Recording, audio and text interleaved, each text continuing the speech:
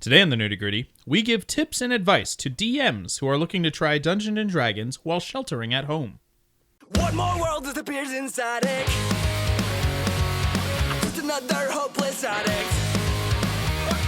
Well, they make some man instead. If the drums don't get you, the guitars will.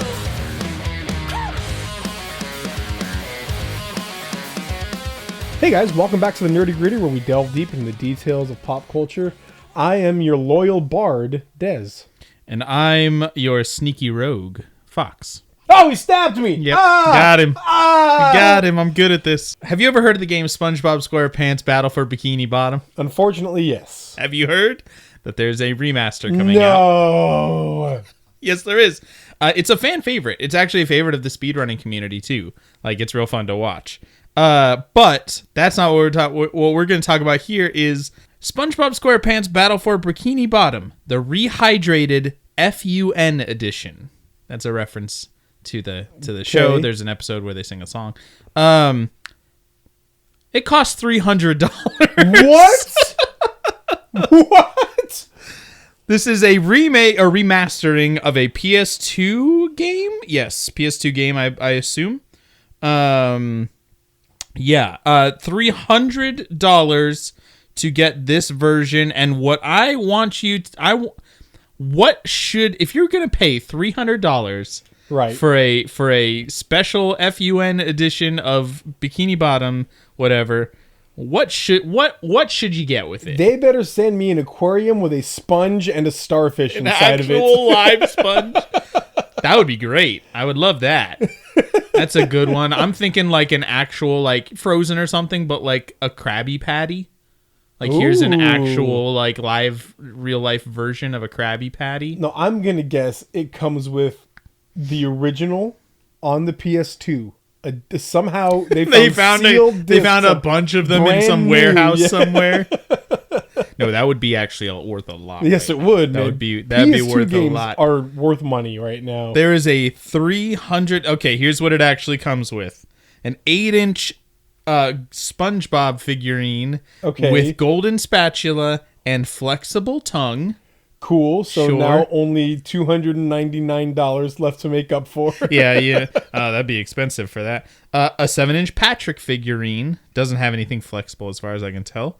An 8-inch Sandy figurine. That's the squirrel in this. Yeah, okay. Yeah. So 3 8-inch figurines. Well, yeah. Also a set of Tiki Key Rings. Say that 3 times fast. Tiki Key Ring. Key Rings. They might be related to something in the game, but I don't recognize them from anything in the actual show. I've watched a lot of that show. You get some stickers. You get 6 lithographs, which are just fancy images, pictures. Right. They're and like then clear. SpongeBob SquarePants tennis socks. And then, of course, the game. What's the other $100 worth? or sorry, $200. $200, yes, at the most. Yeah, well, don't buy that. Don't buy it, guys. I can understand you want to play the game. That's fine. But don't buy a $300 edition of this dumb remaster. Well, Fox, I have news for you, too. Oh, good. I don't know if it's good news or bad news. Oh, good or bad? The Justice League movie. You remember that? I do. Not fondly. It was a bad movie. I don't think it was bad. It wasn't good, though. It was. Let's move on. Let's move on before I attack you physically. But who amongst the 7 did you least want to see a movie of? We're going somewhere different than I thought this would be. Probably Cyborg. Really? Yeah, I'd probably go Cyborg on that one. He would have been like my third. I thought he was just... Who's your next one then? I thought he was just super bland. I don't know.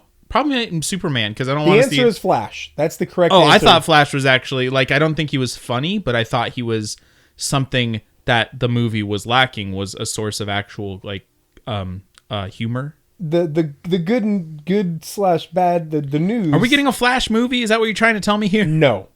There was a Flash movie planned. Okay. Did you not know that? That was still a thing. There's been 100,000 plans for 100,000 movies from the DC universe, and all of them have been changed and canceled. Not only is the Flash movie likely being canceled, but it looks like Ezra Miller's career is being canceled. Oh. Because he choked a fan on camera. What? This is a real thing. Ezra Miller was out on the town. Just doing his thing. Just He was at a restaurant. living that life. Okay, Yeah. so it wasn't like an actual event. He was just... No. He was Okay. just out on his own. Okay. And there were some pushy fans. Like Sure. that.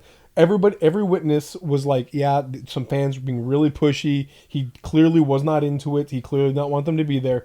This was in Reykjavik, Iceland. Oh. And there was, quote, quite pushy fans. And then there was one of them who, and in fact, there are conflicting reports.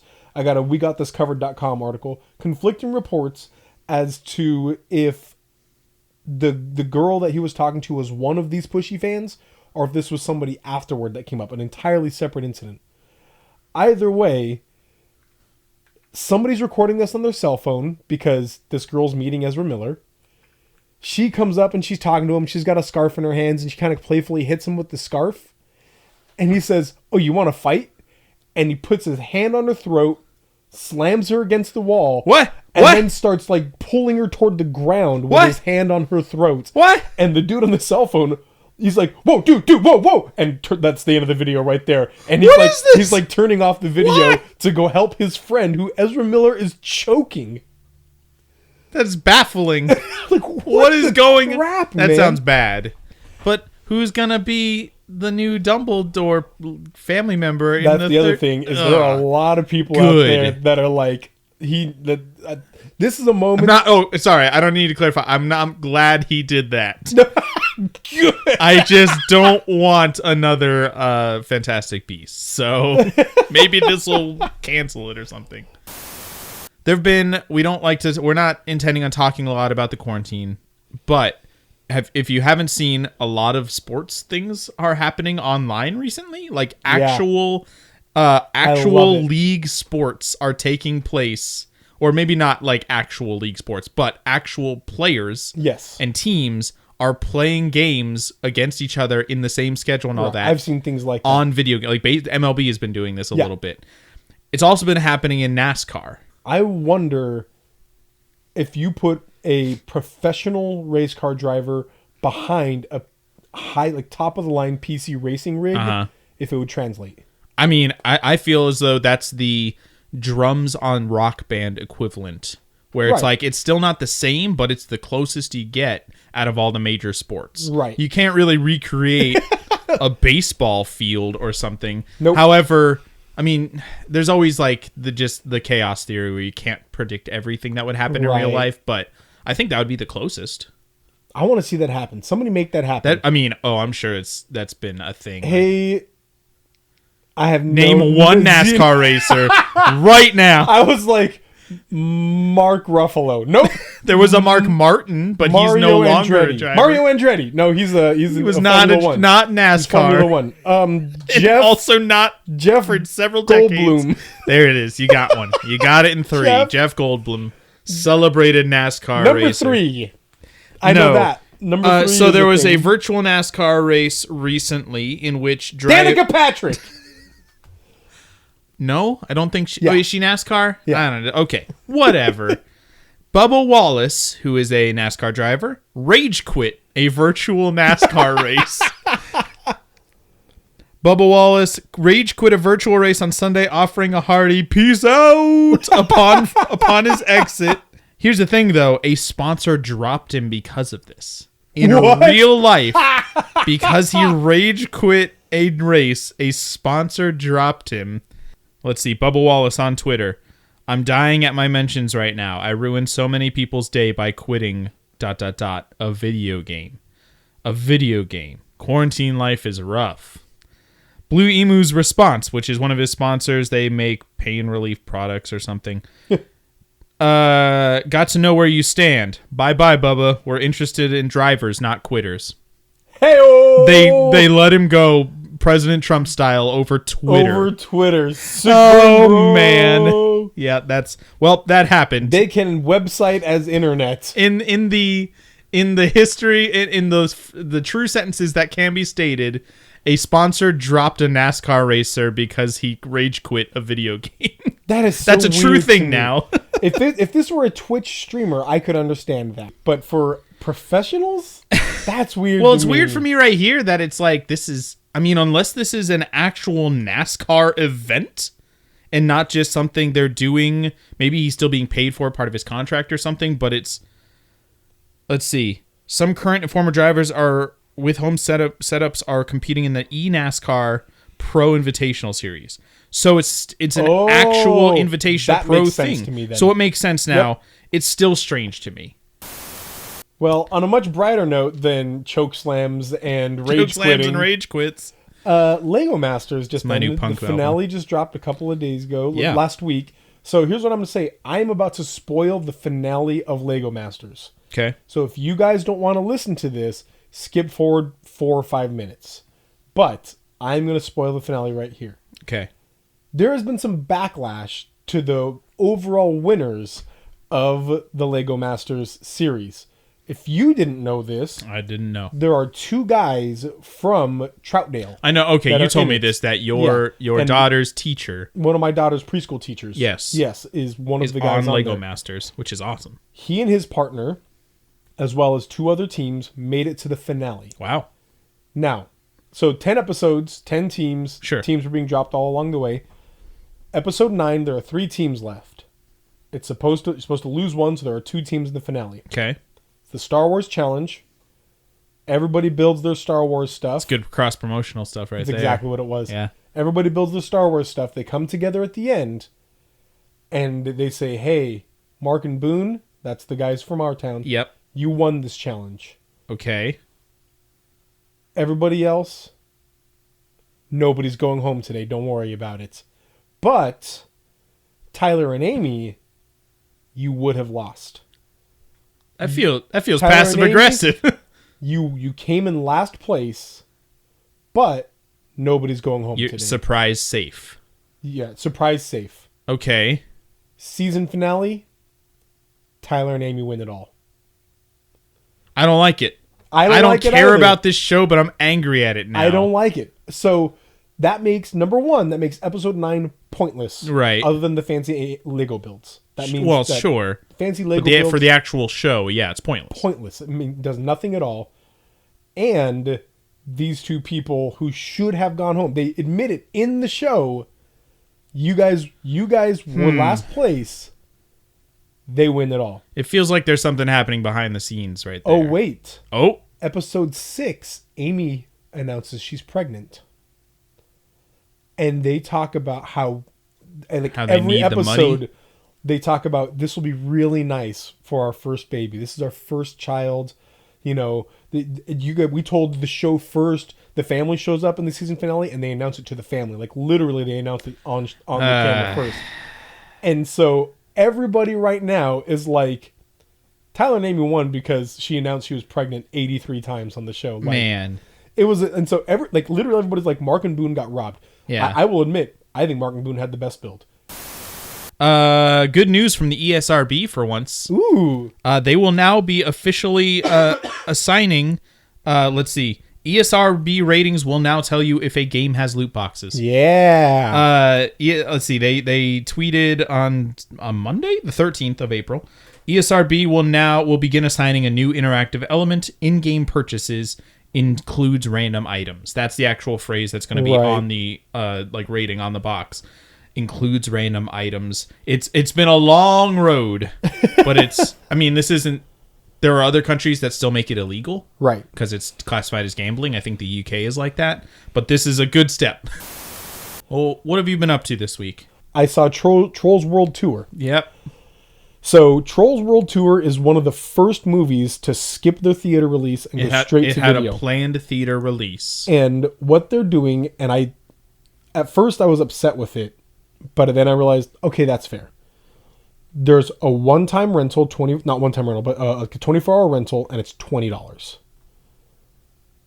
And I'm like, why is a rental $20? Well, yeah. And I'm talking to my wife about it, and she's like, this is their theater release. This is their theater release, yeah. They got to make their money somewhere. This is the first time my wife was explaining to me how the behind-the-scenes stuff works. But I'm like, idiot. yeah, that's fair. Yeah, so... Yeah. That's actually been something that companies have been thinking about doing for a long time, even before all this. So, $20 rental. We rented it, though, watched it as a family. It is much better than the first one. in as much as a 50-cent McDonald's hamburger is a lot better than a poop sandwich. I watched Dr. No, the original Bond film. All right. They put all of the Bond, as far as I can tell, they put all of the Bond movies on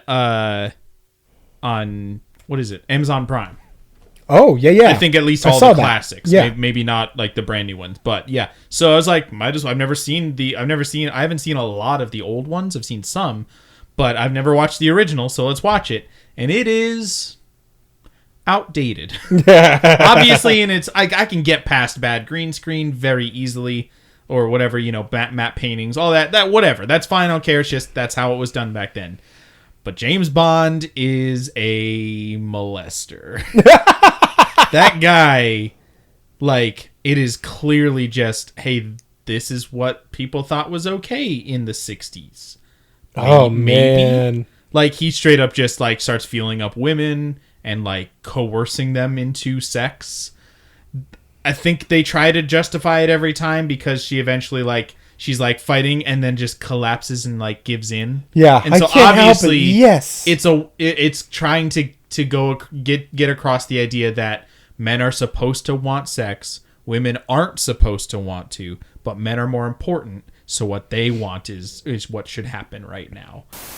I also want to recommend a different YouTube channel right now. I have always been a fan of, like, Japanese culture, and I've always wanted to visit and all that, and I have plans to at some point. But, so that means I found this, and I was like, yes, I'll watch it all. Paolo from Tokyo, just a dude who lives in Tokyo and just makes videos that are like, here are things about Tokyo that you might be interested in. Or a lot of my favorites are a day in the life of a typical Japanese programmer, or something like that. Interesting. And it's very simple. It's not like the most in-depth. You can tell some of them are definitely sponsored by the companies that these... Oh, yeah. It's like a day in the life of a Japanese delivery person. And it's like, here's the logo of the company. And it's mentioned where they work a bunch of times. And it's showing how interested they are in safety and all these things. Here's the day in the life of your average delivery guy. I don't know. I work at the wonderful Pizza Hut. My life is better because of Pizza Hut. It never really gets it. Like, it's usually like the advertisement kind of portion of it is shown through the narration. The person is never like, the person that they're following is never just standing there saying, this is the greatest company, because, sometimes they'll talk about what they like about their job and don't like about it. But anyway, it's a very... After delivering my Pizza Hut pizza, I need a cool, refreshing Pepsi. But it's real fun. It's really easy to consume. It's like 15 to 20 minute episodes, and he does some other stuff too. Let's talk about Final Fantasy VII. Yes. The remake, of course. Yes. We are coming at it from different standpoints. It's very good. There we go. It's end of story. It's got a few nitpick flaws, but overall, pretty good. Yeah. So let's get down to no. I want to talk about this. We're coming at it from different standpoints. I've never played the entirety of the original. Played some of it, a couple hours. You played the whole thing multiple times. You love it. It's one of your, if not your favorite game, one of your favorite games. Yes. So I'm really curious. What's it like for you to play this remake after having played the original? I don't like the term remake. I hate that it's in the title. It's stupid. Even more, I hate that it's in the title, because it is like, if they took Final Fantasy, to me, you know what it is? In a good way, though, it's the Hobbit trilogy. They took a source material, but they wanted to make it longer, so they added a crap ton of extra stuff. Sure. Now, it's working in Final Fantasy VII. Yeah, it didn't work in The Hobbit. I think it's working well in Final Fantasy VII. I'm really interested in what's going on, but there's so much that is not my Final Fantasy VII. Right. The vast majority of it is not my Final Fantasy VII. Hashtag not my Final Fantasy Not my Final Fantasy VII. Jesse, Biggs, Wedge were not characters. Yes, they were just people. Side people that but they actually have personalities and I love dialogue. Wedge. I love Wedge so much. Wedge is he's played by a guy who also the guy from Breaking Bad. Yeah. So I can't not think of Badger from Breaking Bad. He's wonderful. But no, I still love it though. The nostalgia is heavy. What really hits my nostalgia... Today I was just listening to the soundtrack. It was the soundtrack. I was just listening to the soundtrack today, and for whatever reason, I was listening to Tifa's theme and wanted to cry. And no reason why. I was just like, I just feel so much emotions right now. Like, it was so good. But yeah, it seems as though, from what I can glean from like Final Fantasy VII and just the culture surrounding it, this is not really something you can say is better or worse. It's a different game. It is a different game. I think it's, again, from what I've seen, the best possible definition of a remake. Yes. Where it takes something original, beloved, and and holds up over these years, and instead of just trying to like make it again and just here's the game again, but it's updated, I guess, or whatever, let's give us some more money for it. Let's take it and create something new. Maybe go in a different direction in a lot of ways, or we don't even know. Maybe the story is going to be different. I had genuine thoughts about that. I don't want, because here's something that I'm really working hard on is I know not everybody has played Final Fantasy VII the original. Sure. I don't want to assume it, and so I don't want to spoil anything. Yeah, there are huge things that are just story incredible in this. I was wanting to Google, like, what's the differences between the original and this, and then I'm like, wait, that might spoil things for me, and I don't want to. I'll do that after it's done. But let's just say there are a few hugely major story beats that this game is different enough that make me stop and think, are those story beats going to change? This is we're going for record length here, but anything else That's on fine. Final Fantasy VII Remake? It's very good. It's very good. I'm sad you're here because I want to be playing it right now. Get out of my house. Yeah, no, that's fair. I understand. But yeah, it's great. All right, let's get down to the nitty gritty. Let's do it.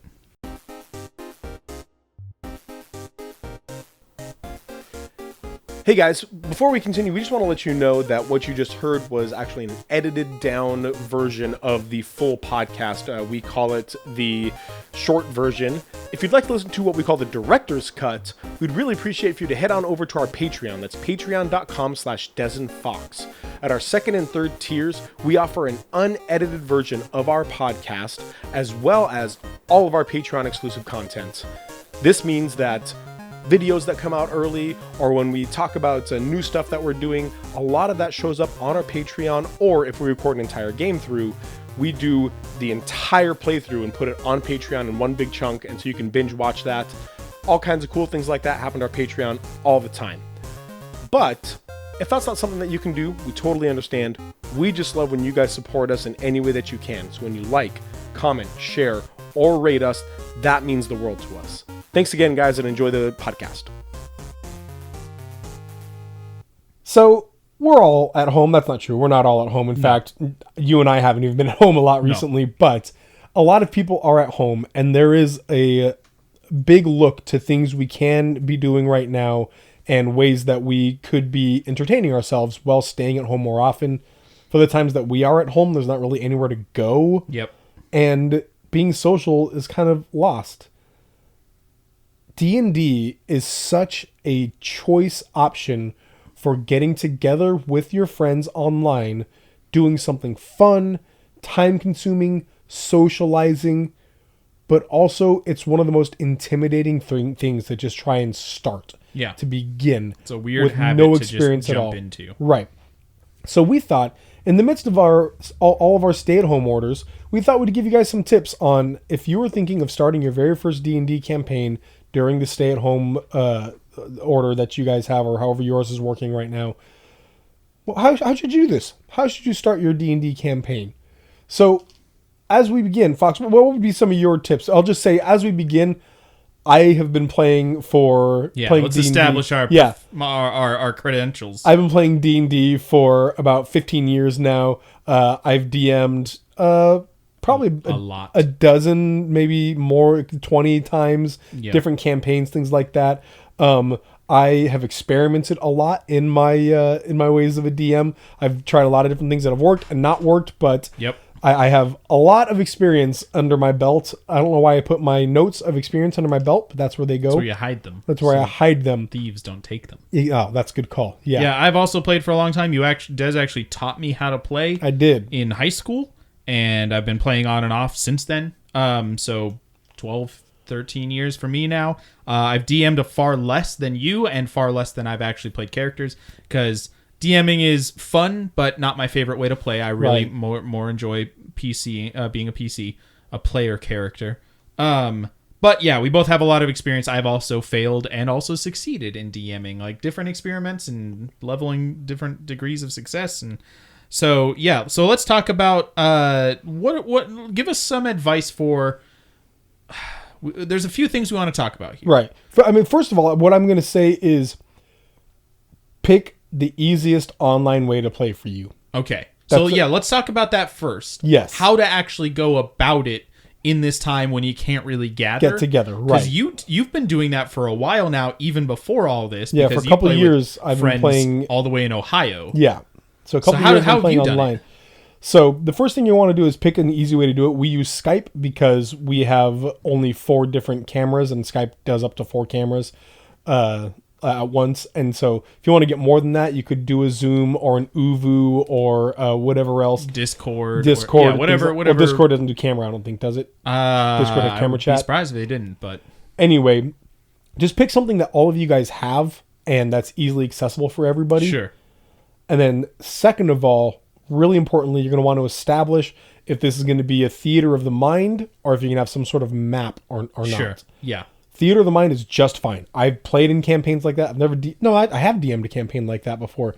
Dang, we did that when we went to the Seeds conference. That was way fun. Oh yeah. That was way fun. But you could do the theater of the mind and that just means that you're just telling the story and people are saying what they want to do in that story. There doesn't have to be You're not actually any board on a or mat anything like or that. with any figures or anything. If you are going to have a mat, you're going to want to figure out how to do that, whether that's going to be a second camera on a mat, which I've done before, or Roll20. Roll20 is a great option. It's a great option, which I also use. It is a digital representation of a grid mat Right. used in D&D. So And very you quickly- can put terrain, you can put Yep. character placement, all that. Very quickly, if you want to use Roll20, just know it's a very easy to use thing. Yeah. You are given a grid, and on the right-hand side of that grid, there are tools for enemies, pictures, terrain, all kinds of stuff that you can just drag onto the grid. Yep, drag and drop. And then the players that join your campaign, they add a little picture of whatever their character is. Sure. And they have control over where they put it on that grid. Right. It's super duper easy. Yeah, it's really great and real simple to set up. So do recommend that. Yeah. So really, just first and foremost, if this is an idea for you, before you even get to all the very specific things of how is this game going to work, figure out how you're gonna play. I promise you that if you try to start your first session figuring it out, the return, people wanting to play a second session after spending, jumping in and then 2 hours later, now we can start because we were figuring it out still. Right. That's going to really hurt people's desire to want to come back and play because it was just not a great intro. So get that all figured out beforehand. Yep. Yeah. And then start with a character building session or something. Yep. My advice for just as you're starting, take it slow. Very much so. Be forgiving to your characters, especially if you're all a bunch of noobs. If you're all learning the rules, you're all learning the rules. Aim for fun. Yes. Aim for having a good time together. That is fantastic advice. Because if you could defeat the ultimate boss. You could take down Tiamat herself. But if you were a domineering tyrant of a DM and held everybody to every single... Obviously, this is going to differ for a lot of people. Right. But the experience and atmosphere of your game is going to stick in people's mind more than just being the best at playing the game itself. So aim for fun. Aim for creating a place where people can play and be goofy if it's appropriate and be serious if it's appropriate and allow people to be who they are in your game. And remember, especially in the video game aspect, remember that fun means challenging, but not too challenging. Fun doesn't mean letting them do whatever they want whenever they want. Right. It means giving them a challenge, but then letting them overcome that challenge. Right. Or maybe not. Maybe they fail sometimes. That's okay too. Or whatever else. Fun also means something different to everybody. Yeah. So in that vein, I would say you should establish some house rules. This is something that you'll kind of figure out as you go, but there are certain things in the game that you're going to want to establish, hey, this is how we're dealing with this. Yeah. It could be very specific things like you have to count how many arrows you have in your quiver, and when you use one, it goes down by one and you can run out. Or do we not really care about that? And it's just a house rule that you have unlimited. Who cares? Right. Whatever. Like all those little things. Or is the DM God and you cannot argue or talk back? Whatever they say goes. Or is the DM like is it okay every once in a while or whatever to say, actually I think this would have been the best, and maybe they'll change their mind or something. Like, Right. You got to come out before to create a good atmosphere. People have to know what to expect and how to go about the playing the game in broad strokes. Yeah, so I would definitely gauge the people that you're playing with. Yes. Their personalities in real life, they are going to translate into a D&D world. Especially at the start. Yeah, absolutely, before they're really getting familiar with it. Right. My party comes with like my wife, who is a super like analytical type A type person, and you know what? She creates a lot of characters that end up in a very similar way. Yep. And I am a very like extroverted and talky kind of guy, and my characters turns out they have a lot of charisma for some reason. Whatever, Weird. right? Things like that. I've tried to play characters that are again like you know what? I'm going to do something different, and I feel weird. Like it's a struggle for me to do that. I'm a pretty introverted person. I love playing rogues. Yeah. I like to sneak and hide and not talk to people. Yeah, not really talk. And watching Netflix. Or fantasy Netflix. Have a mysterious aura about me. That's kind of my thing. So that happens. So know your characters. Also, there's something important to talk about. That's metagaming. It's the idea of characters or really players trying to take the knowledge that they have about the game and apply it to how they actually play as the character. Right. And again, it's a house rule kind of thing. Exactly. If you're okay with that, fine, whatever. But for some people, for a lot of people, it can kind of break the kind of break the game, break the fourth immersion. wall, really, the immersion. That's what I'm looking for.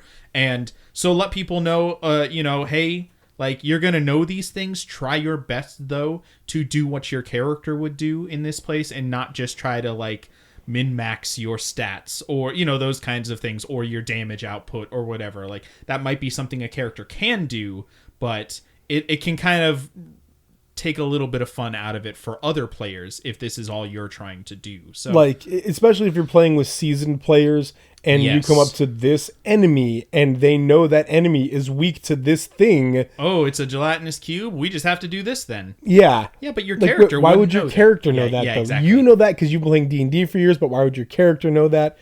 I have played with groups that's 100% cool. Yeah. They're all about that because they all had encyclopedic knowledge of the books. And so the DM would give them challenges that tested their encyclopedic knowledge. Yeah. That's fun. It was interesting and it was different, but I like it when we have a table rule right now for our current campaign of 0 metagaming. What I've done in the past, in my last campaign that I DM'd, was I would just look at the, an enemy stats or whatever, or what they're weak to or something, and just change it.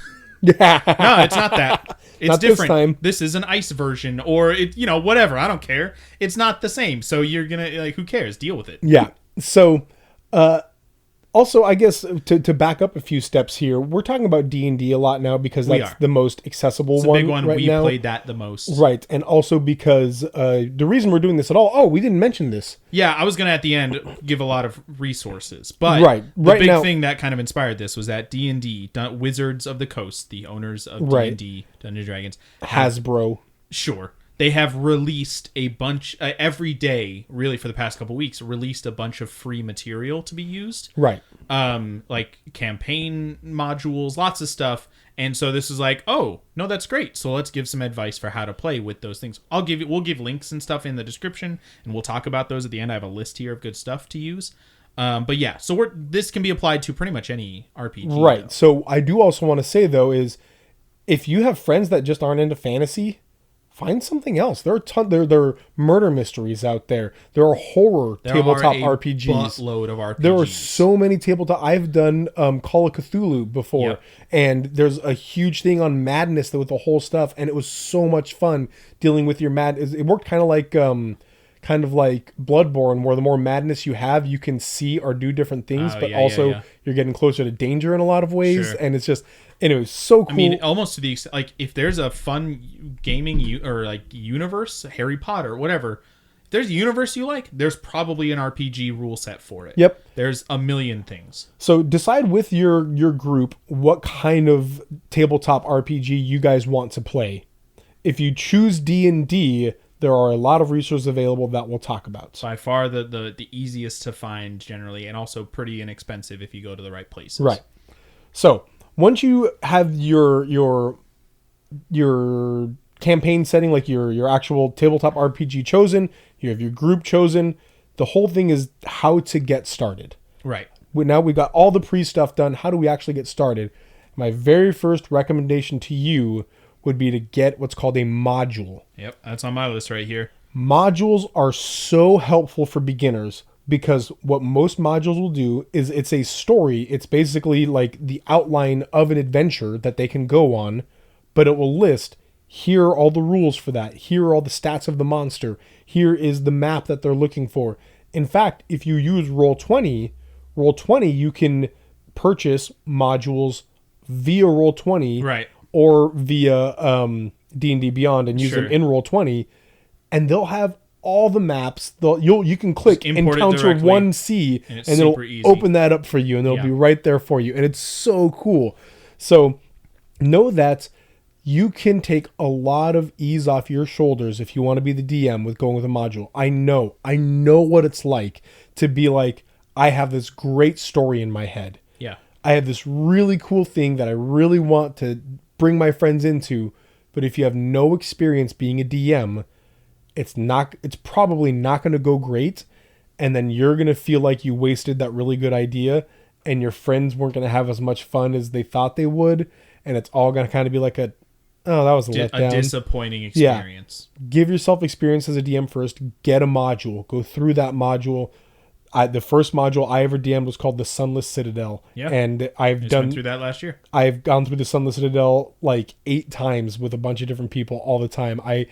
It's good and it's so easy, and there are so many modules out there that are like that are so easy. Yeah, my first attempt at DMing, I tried to do my own thing. I bit off a lot more than I could chew. Yep. I tried to create, it was when I was living in Joplin. Here's the scenario. You all wake up in the middle of the woods, and then you fight some like undead creatures with weird clothes on them for some reason. And then you run out of the woods, and you are in Joplin, Missouri. And these were a bunch of, people that lived in Joplin. So it's like, and we had played D&D together. And so they're like, what?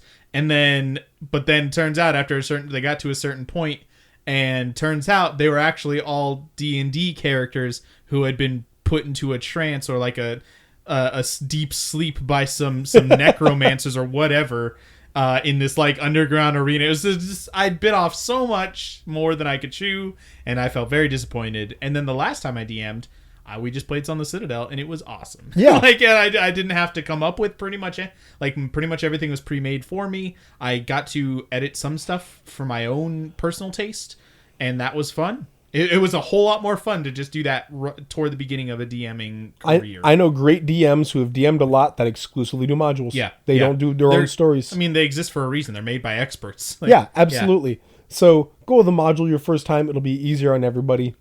Second of all, let people be what they want to be. Yes. Your module might say here like some great starter characters. Sure. Or it might say here are suggestions on levels or whatever else. But if you talk to your friends and you have a friend that says, okay, yeah, I know we have 2 wizards already, but I also want to be a wizard. Yeah. It's like, cool. Go ahead, man. We will work it out. And that's something you can do as a DM. One of the coolest things as a DM is, hey, you are literally in control of this entire thing. Yeah. So you have a party of 5 wizards and they have no healing or stuff. Hey, guess what? The first people they encounter, they drop mage armor and healing potions. You just increase the loot drop. You find that balance. It's the joy and responsibility of a DM to create that challenge level. Right. And finding ways to make it feel natural. Yes, very much so. Yeah. But also, on the other side of that, don't let them do whatever they want. Sure. So one thing that I do want to let you guys know is players are awful. They're always wrong. They're the worst. They're a bunch of murder hobos. They're wrong and bad and don't know how to play the game right. You might have seen memes online of things like, you guys have tried seducing the catfish. It didn't work. Please just cross the river over the bridge. Please just cross over the bridge. Or you tried seducing the catfish and it did work, and I have no idea what to do now. Like, just some choices that are like, what? And so, know that there are going to be players that are going to purposely go in and try and mess with your game or do things ridiculous for the fun of it. It is okay as a DM to say, no. Hey, no. You can't. Yeah, that's okay. Why can't I roll to seduce the catfish? Because it's a catfish. Shut up. Yeah, it doesn't make any sense. Yeah, no. So you are allowed to pull your clout as DM and kind of tie your game down. As the DM, it is your responsibility to make sure that everybody is having fun. Yeah. And that's the key thing there is the word everybody.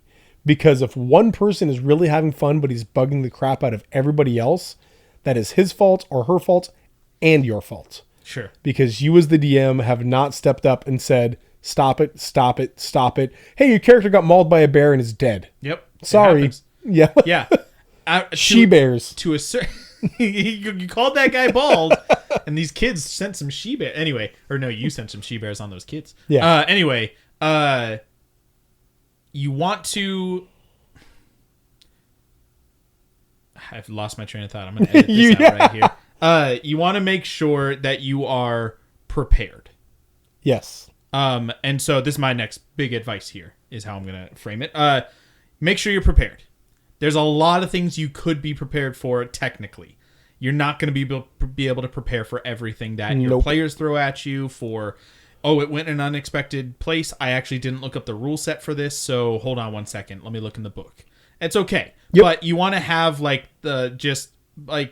a certain extent, you can just have generic things prepared.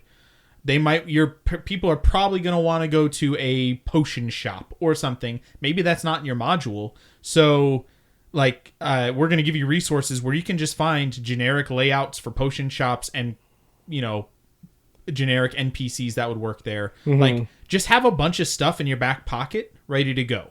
The DM's Guild, this is one of the resources I'm going to talk about, but it's called DM's Guild, Dungeon Masters Guild. It's a website where it's just like a bunch of people that create and share resources, and you can find a butt ton of just hey, here are 50 different NPCs with personalities and names, and then you can just use this person if you were unexpectedly thrown into this place. Like, those are very useful, and I promise you it's going to be a lot more fun for your players if they say, actually, I want to break into that house right there, and you say, okay, yeah. Yeah. Like, if you feel, if in your mind you're like, oh, that's not planned, no, you can't because reasons. Like, but if you're just say, yeah, sure. Like, they're going to be maybe even taken aback. And then if you're prepared with some people living there or something, that'll be fun. Yeah. There's a lot of improv that will go on. Absolutely. But you can be prepared to a certain extent and increase the enjoyment for everybody. Yeah, prepare for the unexpected. Yes. Because your players will do that. Yeah. Because players are the worst. They are the worst. You're going to want to kill them, but you can only do it in-game. Only in-game. Yeah. Another big one for me, find ways to set the mood for the game. You have a pretty sweet setup for your D&D when in person. I don't know how much of it you use when you're playing over the internet. None. But, you have there are things like lighting and music that, of course, you're not just going to have a perfect soundtrack for everything that happens, but YouTube has 4 hours of generic fantasy music or tavern sounds, and it's just people and those are obviously not necessary, but it will kind of help you create the atmosphere. If you are in a dark cavern, turn down your lights if possible. Yeah. Kind of create that little atmosphere. All the stuff is still going to be in the imagination, but creating an atmosphere of the actual table and the players is a really good way. You can tell people online, hey, go to this, YouTube channel or YouTube video, and that's what we're listening to right now. Or you can use a screen sharing app of some sort so they can hear the music that you're playing or whatever. Imagination is very important. There's always going to be an element of imagination, but also if you're fighting a certain type of enemy and you want to give people a good idea of what it looks like, you can show a picture of it. Yep. That's fine. It doesn't have to be entirely in your imagination, because there might be things about a creature that would be actually very useful for a PC to know that you just didn't mention in your description of them. They have horns. Oh, I want one of those. That kind of thing. So just find ways to create an atmosphere around your game that will indirectly help the players have fun and be immersed in what's going on. Absolutely. My personal last piece of advice for you would be take it easy. Just relax, have fun, make sure you're having fun, everybody's having fun, and don't stress about it, man. Yeah. Remember, you're doing this for fun. This is a game that everybody is playing and that it's helping everybody out, but it's also just a game. Yeah. So whatever you do, hey, fudge the rules a little bit. That's fine. Oh yeah, the D&D police aren't going to show up at your Yeah, house. fudge the They do rules. exist. I fudge the rules all the time, both ways. You know what? I've been rolling like crap. You know what? I'm You gonna actually say, did get hit. yeah, you hit Deal that with it. time. Yeah, whatever. Or the other way around. I just rolled 3 nat 20s in a row. No, he missed you that time. Whatever. Right. Oops, that's a nat 1. A Like, DM screen is very useful for this. yes, hide your rolls. Hide your rolls so you get to decide what the outcome is. Right. Well, if you need to. Most of the time, play it straight. But if you need to fudge the rules, man. Statistically, it's going to be fine. Yeah. If you just go with whatever the rules are. But yeah, Sometimes. it's okay to cheat. If your players want to fudge the rules, man. If you want to, like, but play the Right, style, right. it's fine. The rules are not there because the game will be broken otherwise.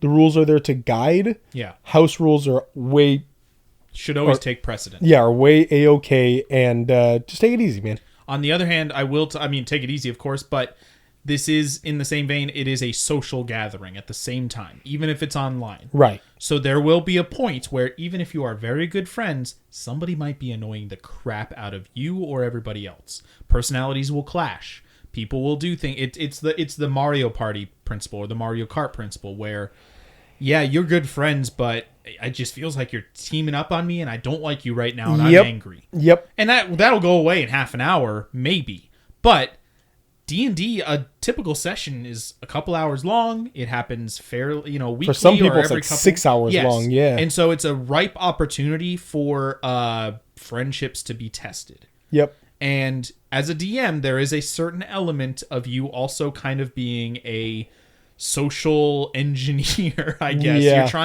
You want to make sure, hey, if somebody's doing something annoying and it's just kind of their habit, like they're not trying to, it's just how they play, talk to them about it. Yeah. Let them know, hey, you're really metagaming a bunch, and we never really talked about this, but I need you to kind of tone it back, or, tone it down, or, Roll 20 or whatever, like online, like group app you're using. Yeah. They will have a private chat You option. can direct message people. You can do that in real life, Yeah. obviously. Text them, DM them, whatever you want to do, and just say, hey, stop it. Hey, cut it out. Or, just, you're being a creep. Yep. like you're trying to create there's some subtle things that you're trying to create a character, but you're just hitting on this female player now, Yep. and it's just like she's uncomfortable. She don't like it. Yep. Like things like that. It's a difficult but very necessary part of the game. If it goes on for any amount of time, personalities will clash. It's just a thing. So be prepared for that kind of situation to happen. Well, guys, thanks so much for listening. Wait, hold on. You have more? I got some materials. Oh, that's right. Here. You have shareables. Very important. Shareables. We're gonna put some links in the description, of course. But of course, if going to the Wizards of the Coast website is obviously very useful. Before, they have a bunch of free material. It's literally dnd.wizards.com/remote/free material. It's not hard to find. Right. And they have been posting modules and even coloring pages that are D&D related every day. I might print I some saw out those, and yeah. do that myself. But that's there. But also on the Wizards website, and we'll put a link, it's a long link, but the systems reference document. It is essentially the rules of the game for free. It is basically how they explain it, what they talk about in the actual page. Let me go to it real quick. They talk about this is your systems reference document for the systems reference document contains guidelines for publishing content under the Open Gaming license. The Dungeon Masters Guild also provides self-publishing opportunities. So basically, this is hey, this is what you can use if you're going to publish something. Right. You can't use, specific things we have trademarked or whatever, but here's what you can use. And what that results in is pretty much the entire rule set of the game. Yeah. It just tells it's 400 pages long, which sounds intimidating, but you won't need It's all reference. of it. Yeah, It's it's a a reference reference tool. material. So there's a lot in there that's very useful. So go to that, and that's basically going to teach you how to play. There's lots of YouTube channels that you can watch, a lot of DM advice channels. I Yep. know that, what's his name from Vox Machina? Is that what it is? What am I thinking Oh, of? Critical Role. Critical Role. Vox Machina was the one of first. their arcs, story Yeah, arcs. was the Critical Role. the team in one of their story arcs. Sure, His I name just is saw. I've Matthew never Mercer. watched it. I just saw one of them. Matthew Mercer is the DM of Critical Role. Their first campaign involved the group Vox Machina. The second campaign involves the group The Mighty Nine. Thank you very much. Okay, great. Cool, thanks. You're welcome. Anyway, Matt Mercer has a bunch of like DM advice videos. Here's like tools I have when I prepare to play, DM a campaign, stuff like that. And they're really useful and very simple and very short. So those are all up there, as well as there's one last thing. Oh, I already mentioned this, dungeonmastersguild.com. Lots of free stuff, lots of pay as you want, pay the amount you want to pay stuff. Go there. It's a very useful community all about learning how to play the game. D&D Beyond, the Sure. webpage dndbeyond.com has a bunch of free stuff on just building a character and basic rules. I will say there is a lot of paywalls if you want to expand beyond anything past the very basic stuff. That's an official Wizards website. Right. So that can get a little bit frustrating. But if you were just looking to build a character and be able to get the basic stuff, D&D Beyond makes it really streamlined and easy. Yeah. And of course, if you like physical books, I do. I have the main set and then a couple scenario books. Don't ever buy them in stores. Nope. They're going to be full price and they're $50 each if you buy them that way. Which, hey, if you want to support a local store, I'm not saying don't. But if you're looking for a cheaper way to get in because you're not sure if you're going to really like this, you can get them for about $20 to $25 on the internet, usually Amazon. So go that's the cheaper route. I would also say check your local library. Yeah, absolutely. Our library had a bunch of books just to check out of the yeah. D&D books. So especially if you're just trying it out, check your local library. And if you start looking, you will find more than enough materials to start a D&D campaign. Well, guys, thank you again for listening. Thank you for all of your support. Let us know what games you are playing during our shelter at home. Let us know if you are going to choose to do D&D, if our advice helps you at all. And talking about this makes me want to play so bad right now. I'm playing tonight. I'm excited. You monster. So, and also let us know if you have advice for players. Want to say a huge thank you to Granger for the use of their song All My Friends Have Wi-Fi, and some of my neighbors do too, off of the album Dear Sam. It's a sick jam. It really is good. I listened to it again the other day, like the whole album again the other day. It's so good. They actually just dropped a song today that's a collaboration with another band, and it's let's see, song a song is I forget what it's actually. They basically dropped a cover of I'll Make a Man Out of You. Nice. Off of they're doing some Disney stuff right now, so very nice. Yeah. Check out our YouTube channel. We've got a lot of stuff going up on there. If you are not listening to this on our YouTube channel, it's youtube.com/dezandfoxplay. We have lots of stuff. We are currently playing through Resident Evil 3. It's good. It's fun. Yeah. Dez's playthrough of Final Fantasy VII Remake is up there. It's very good. Code Vein is taking a break right now, but will return eventually. A bunch of demos that I played are going up still, and then I'm going to have Mortal Kombat 11 starting next week. Yeah. Which feels kind of random, but I've been wanting to play it for a while, and it's kind of fun. So when you told me you bought it, I was like, what? I'm a fighting game enthusiast that doesn't play many fighting games. Anyway, so that's going up there. What else? Am I missing anything? We have a lot. Hey, what about your Animal Crossing episodes? Oh yeah, Fox? yeah. So I was recording my Animal Crossing playthrough. I was on day 22. And then I was like, okay, I'm going to start editing that because I was going to put some time into making it really, like, not just the whole recording. That would get really boring. But just, editing down. And so I went in to start and realized I accidentally deleted the video for days 1 through 12 and just had the audio saved in 2 different places. And I was very sad. But also, that's a lot less editing for me to do. A lot less editing. So what I'm going to do, so that's not going up anymore. What I will do, though, is when I finish kind of terraforming and change... So my island's called the Shire. And when I get it looking like the Shire, what's the place, I'm going to do a pretty good in-depth tour. Got a lot of work to do on it still. So that's going to go up there, but unfortunately my Animal Crossing playthrough won't be happening.